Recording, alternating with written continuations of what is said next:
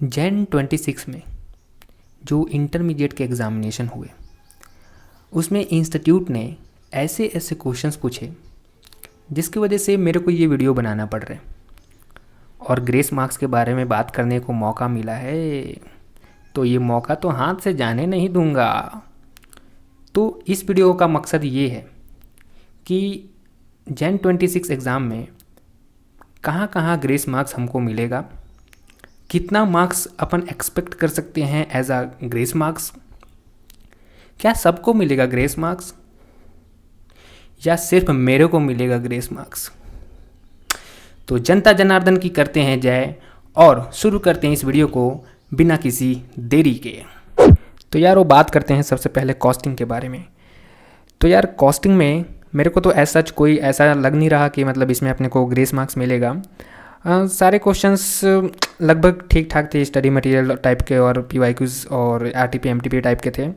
But अगर आप बोलोगे कि ग्रेस मार्क्स मिले तो मेरे को लगता है कि कॉस्टिंग में ग्रेस मार्क्स अपने को मिलने की संभावना कम है। हाँ, लीनियंट चेकिंग इसमें अवश्य होगा, लेकिन ग्रेस मार्क्स नहीं मिलेंगे मुझे लगता है। अब फटाफट से मैं बता देता हूँ कि कौन कौन से क्वेश्चंस हैं, डाउटफुल क्वेश्चंस हैं जिसमें अपने को ग्रेस मार्क्स और lenient checking which ever is most beneficial for students आपको प्राप्त होगा। तो सबसे पहले देखते हैं। हाँ, क्वेश्चन नंबर 1 था, यहाँ पर मैं इसको फ़ोटो भी चिपका दूंगा। तो सबसे पहला जो क्वेश्चन था वो था बैच कॉस्टिंग का। तो ये न्यू टाइप का क्वेश्चन था, ऐसा कभी क्वेश्चंस अपन ने देखा नहीं है। तो मेरे को यार सच बताऊं तो मेरे को लगता ही नहीं है यहाँ पर ग्रेस मार्क्स मिलेगा, क्योंकि यार CA इंस्टीट्यूट है यार, इतना बड़ा कोर्स है तो नए टाइप के क्वेश्चन तो आएंगे ही यार। तो इसे घबराना नहीं है, ऐसा थोड़ी ना है कि नहीं बन पाएगा। तो भाई मैं इसको ग्रेस मार्क्स की कैटेगरी में नहीं रखता हूँ, ठीक है। अब नेक्स्ट जो था वो था ये क्वेश्चन नंबर 2 का भी था, जिसमें प्रोसेस कॉस्टिंग का था। लोगों को यहाँ पर बहुत ज़्यादा दिक्कत आया, तो यहाँ पर भी लीनियंट चेकिंग होगा। मेरे को लगता नहीं है कि यहाँ पर ग्रेस मार्क्स मिलेगा, ठीक है। तो आगे बढ़ते हैं इसी श्रृंखला में। फिर उसके बाद आया अपना कॉस्टिंग का कौन सा था यार ये, हाँ, सर्विस कॉस्टिंग वाला क्वेश्चन था। इसमें का 3A का रिक्वायरमेंट नंबर A था, सॉरी रिक्वायरमेंट नंबर फर्स्ट था। उसमें क्या था, गोल्ड लोन और कार लोन वाला, मतलब कुछ उसमें कंप्यूटेशन करना था टोटल सैलरी का। तो इसमें लोगों को दिक्कत आ रहा था और कहीं ना कहीं इसमें अजम्पशन जो थे इंस्टीट्यूट के वो थोड़े से डिफ़िकल्ट टाइप के हैं।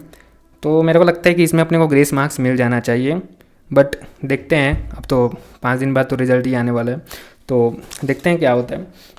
बाकी यार ओवरऑल मेरे हिसाब से भाई मेरे को लगता है कि कॉस्टिंग में लीनियंट चेकिंग होगा, यहाँ पर अपने को कोई भी ग्रेस मार्क्स नहीं मिलेगा।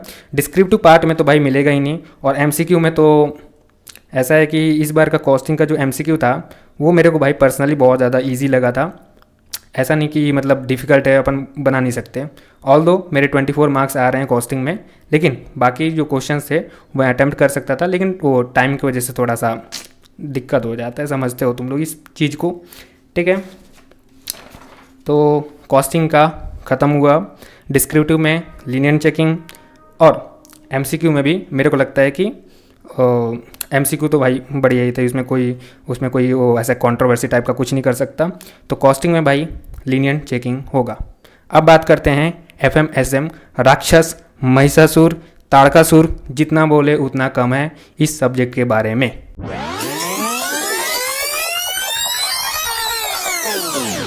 तो यारो मेरे को लगता है कि FMSM में अपने को ग्रेस मार्क्स मिल सकता है, वो भी क्वेश्चन नंबर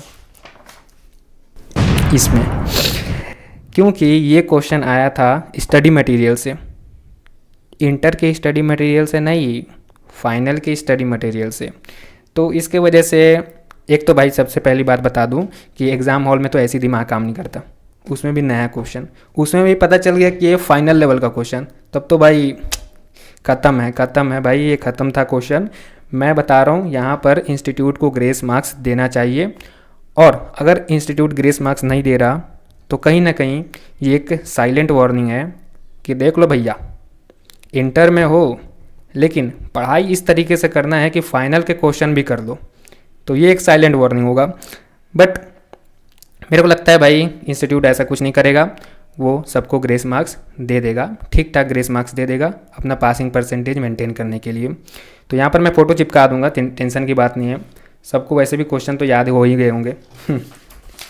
ठीक है, तो ये था, ये डिस्क्रिप्टिव पार्ट में मेरे को बस वही वाला लग रहा था, और कोई मतलब ऐसा कोई SM स्ट्रेटेजिक मैनेजमेंट में भी ऐसा कोई प्रॉब्लम वाला क्वेश्चन नहीं था, सब ठीक ठाक था। डिस्क्रिप्टिव में मेरे को 3A क्वेश्चन लग रहे हैं।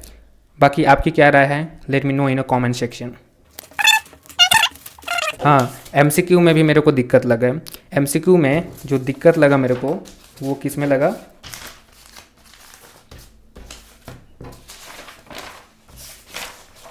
हाँ, MCQ में मेरे को जो दिक्कत लगा वो लगा कॉस्ट ऑफ डेट में। मेरा वाला जो MCQ था, MCQ बुकलेट था, उसमें पहला क्वेश्चन आया था कॉस्ट ऑफ डेट वाला।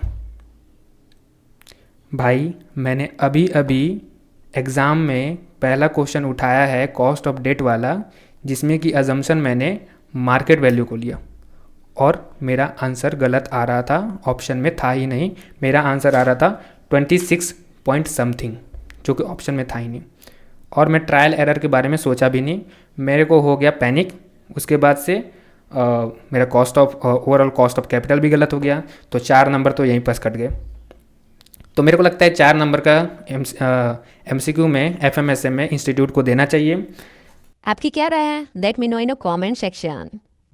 फिर उसके बाद तो मेरे को लगता नहीं यार कि कहीं कुछ दिक्कत है, बस MCQ में मेरे को वो दिक्कत लगता है।